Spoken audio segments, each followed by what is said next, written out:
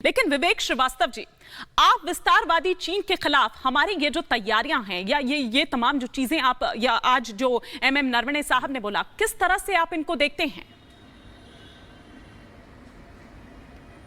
देखिए, इसको देखने के दो तरीके हैं। अगर मैं एक फौजी की नज़र से देखता हूं, जनरल जीडी बख्शी की नज़र से देखता हूं, हुज अ वेटरन, तो एक अलग वक्तव्य बनता है। लेकिन अगर मैं एक स्टूडेंट ऑफ पॉलिटिक्स के हिसाब से देखता हूं, तो मेरे ख्याल से हमारी फॉरेन मिनिस्ट्री का तो डेफिनेटली एक बहुत बड़ा फेलियर रहा है।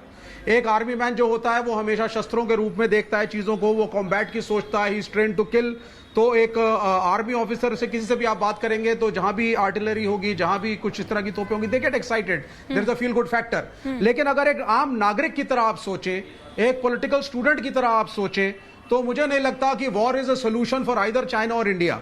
चाइना को आजादी हमारे से बाद में मिली, लेकिन उनकी मैन्युफैक्चरिंग, उनकी एग्रीकल्चरल रेट ग्रोथ, उनका डिफेंस, उन्होंने उस देश को एक सुपर पावर बनाया है, इसमें कोई दो राय नहीं है। अमेरिका की भी उनसे एक अच्छे रिश्ते नहीं है, और हमें हमारी जो फॉरेन पॉलिसी है वो गलत जा रही है।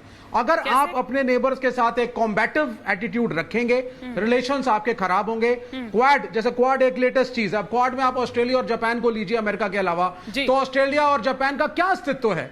You produce one Australia every year. Bharat एक ऑस्ट्रेलिया हर साल पैदा करता है। ऑस्ट्रेलिया का कोई डिफेंस स्ट्रक्चर इतना बड़ा नहीं है। Australia is not an economic super power.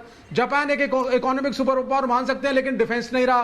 1947 में डगलस मैकार्थर आए थे और पूरी तरह से जापान को निशस्त्र कर दिया गया था। तो इस तरह के देशों के साथ टाई अप करके आप कुछ नहीं करने वाले हैं। इससे पहले कि मैं तो अमेरिका की लाइन नाटो करे भारत सरकार। मेजर जनरल जीडी बख्शी आपकी बात पर कुछ रिएक्ट करना चाह रहे हैं। इससे पहले कि मैं मेजर जनरल एके सिवाच के पास जाऊं, मेजर जनरल जीडी बख्शी शायद आपकी बातों से इत्तेफाक नहीं रखते। सर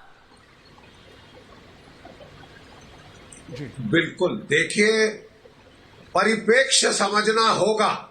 हम ये सब क्यों कर रहे हैं?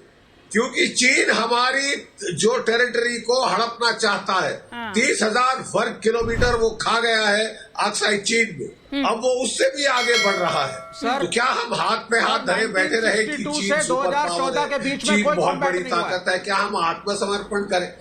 देखिए साहब, जब आप बैठने के लिए नहीं कह रहा, लेकिन 1962 से 2014 तक आपका और चीन का कोई स्कर्मिश नहीं हुआ है, मेजर स्कर्मिश। अब आप सुनिए 2014 के बाद क्या हुआ कि चाइना आज इस तरह से बिहेव कर रहा है? डिबेट खराब कर। ठीक है विवेक जी, थोड़ा बोलने दीजिए, आप ही की बात का जवाब दे रहे हैं, आप सुन लीजिए पहले, फिर बोलिएगा। विवेक जी प्लीज, रिक्वेस्ट है आपसे। मेरा एक सिंपल सवाल है, मेरा एक 5 सेकंड का सवाल है।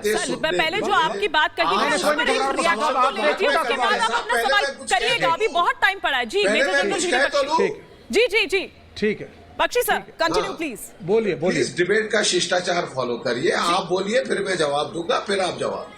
देखिए, मैं कह रहा था कि ये सब हम क्यों कर रहे हैं? हम इसलिए कर रहे हैं कि चीन हम पे आक्रामक तेवर दिखा रहा है। पिछले साल वो चढ़ाई कर दी, तकरीबन हमारे 20 जवान शहीद कर दिए। क्या हम हाथ पे हाथ धरे बैठे रहे? क्या हम आत्मसमर्पण करें कि चीन बहुत बड़ी ताकत है, एग्रीकल्चरल पावर, इंडस्ट्रियल? अरे हम भी अपने तरह में बहुत अच्छी ताकत है।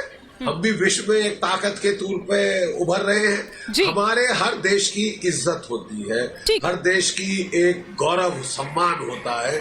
हम उसका आत्मसमर्पण नहीं करते, चाहे कितना भी ताकतवर देश आ जाए।